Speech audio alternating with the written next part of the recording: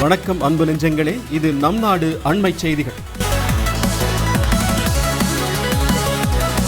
Montha புயல் சென்னைக்கு 560 kilometre தூரத்தில் மையம் கொண்டுள்ளது. சென்னை, திருவள்ளூர், ராணிப்பேட்டை, காஞ்சிபுரம், செங்கல்பட்டு ஆகிய 5 மாவட்டங்களுக்கு கனமழைக்கான ஆரஞ்சு அலர்ட் விடுக்கப்பட்டுள்ளது. வேலூர், திருவண்ணாமலை, கடலூர், விழுப்புரம், நீலகிரி உள்ளிட்ட 6 மாவட்டங்களில் ஒரு சில இடங்களில் கனமழை பெய்யும் என்று வானிலை ஆய்வு மையம் அறிவித்துள்ளது.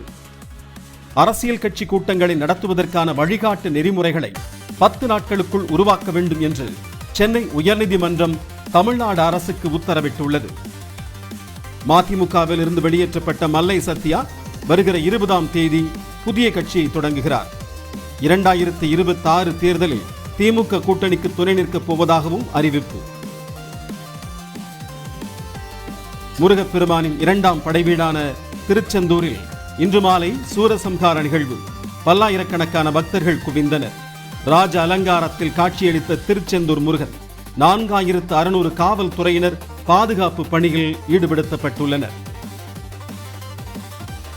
எந்த நாட்டின் பாதுகாப்பு அமைப்புகளாலும் தடுத்து நிறுத்த முடியாத புதிய ஏவுகணையை தயாரித்துள்ளதாக ரஷ்ய அதிபர் புதின் அறிவிப்பு. அதற்கு புரேவஸ்னிக் என்று பெயரிட்டுள்ளது ரஷ்யா.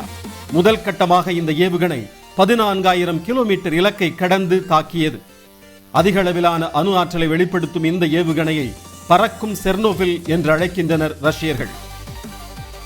இந்தியா, ஆஸ்திரேலியா இடையே கான்பெராவில் நடைபெற்ற 3வது ஒருநாள் கிரிக்கெட் போட்டியில் ஃபீல்டிங் செய்த போது இந்திய அணியின் துணைத் தலைவர் ஸ்ரேயாஸ் ஐயருக்கு மார்பு விலா எலும்பு உடைந்து இரத்த கசிவு.